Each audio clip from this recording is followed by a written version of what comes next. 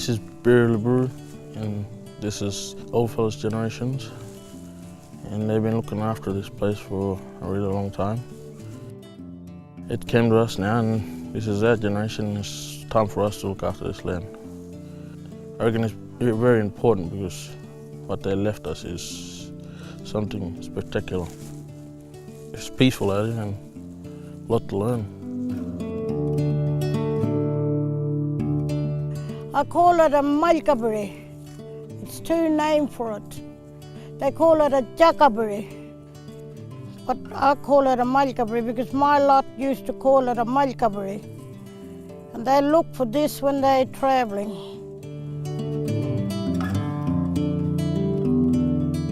As part of my role as an ecologist with a sort of more scientific background, I've got a sort of set of knowledge about Latin names for plants, for example. And when I come out here and the ladies tell me, and the fellas, they tell me the Martu, the language name for bush tucker plants, and they tell me how to find it and where to, what time of year it might be good for bush tucker, and then I can bring some of the science together, and so together we've created a Birriliburu bush tucker database, and every time you come out with a different elder, traditional owner, you fill in some gaps because they remember different names.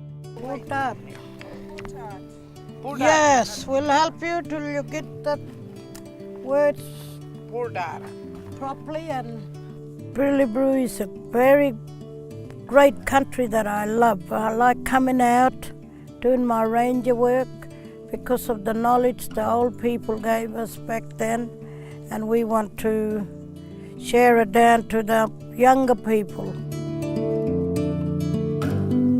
We work with the traditional owners, we facilitate projects and the programs that enables them, the experts, to manage the country. And so an organisation like Bush Heritage can bring a lot of that science power, which can really value add and support traditional owner, traditional ecological knowledge.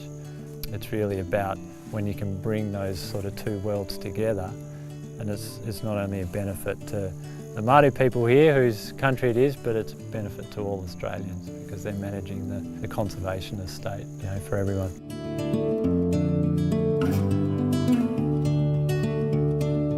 You can see in the background here the Birriliburu Rangers are doing a management burn.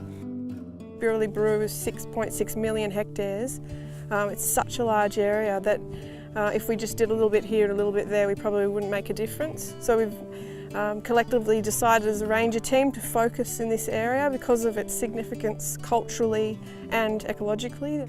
And that's the other thing that we think about when we decide where to burn, is whether we can protect special areas where bilbies might be or where there's special rock art sites. So that's a really big part of how we decide where to burn as well. I've seen a lot of changes in this ever since I started first with this ranger work. Birriliburu is our country. We want to care for this country. Our people left to us to carry on the job of caring and teaching younger ones to take on later on after we've finished up working. And it's nice working with Vanessa and Hamish because they've learned a lot through us too, and some of the things that they can tell us too about the animals, monitoring, tracking. See, when you look, they like the edge of the, So should we walk a little bit along the edge of the mulga?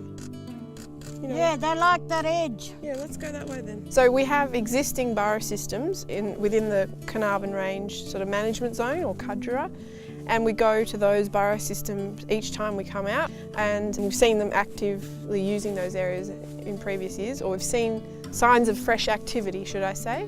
They're nocturnal, so you don't see them.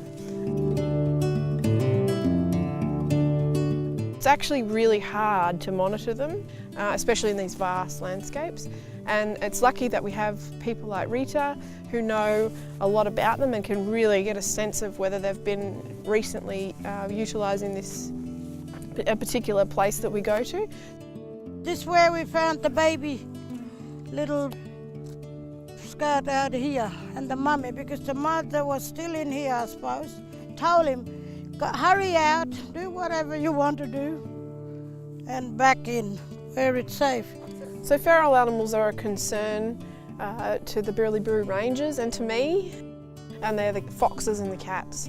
And we've been doing track plots where the rangers use their skills at tracking to look for fresh sign of cat or fox. There's a fox there looking for the... And at this sort of scale, we've got to be very cautious before we do any sort of control, because you can actually, you know, if you just target the cat, you could increase fox numbers, and that could be the worst thing ever for a bilby. I'm constantly surprised by you know, that depth of knowledge that you kind of think after you've been doing something for 12 years you kind of know a fair bit, but you actually don't. There's a lot more to learn, and if we can get people, if the Birriliburu mob can get people out on country, they can tell their story, and they've seen people connect with that story, and that's what I think Birriliburu is about. It's about working together for, you know, this big thing that we can all achieve together. When I started my first coming out with ranger groups, I wasn't too sure really to be, you know, telling my story and my knowledge that I know, because no one might want to be too interested in me. Then I worked on slowly, but I still didn't give up. I kept on going until Vanessa came onto the scene. That's when we just kicked it off together. I had somebody beside me that was very, very interested in my knowledge and my things that I about the bush line, and I had all these other groups that are with us very interested too. That's why when I walk, they walk. I just love my little bilbies. I want to come back next time. If I'm on these ranger trips, I want to see them all back, because I want to see them breeding and surviving and looking after themselves so they can cover half of this country. Well, it looks like he didn't come back. No track, no digging, no nothing. If anyone's going to save the bilby, it's going to be Aboriginal people, and it's going to be through ranger programs like this one right here, the Birriliburu Partnership.